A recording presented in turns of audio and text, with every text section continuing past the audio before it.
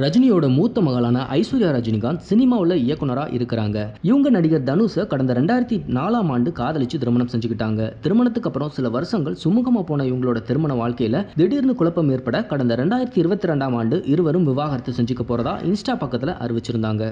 இந்த அறிவிப்பு கேட்டதும் ரசிகர்கள் பலரும் அதிர்ச்சியானாங்க. இப்போ இருவரும் தனித்தனியா பிரிஞ்சு வாழ்ந்துட்டும் வராங்க. பிரிவுக்கு அப்புறம் தனுஷ் படங்கள்ல நடிக்கிறதுல ஆர்வம் காட்ட தொடங்கினாரு. ஐஸ்வர்யா படத்தை இயக்குறதுல கவனம் செலுத்த ஆரம்பிச்சாங்க. இவங்க இயக்கத்துல கடைசியா வெளியான லால் சலாம் படம் தியேட்டர்கள்ல சரியா ஓடல. படம் தோல்வி அடைஞ்சது.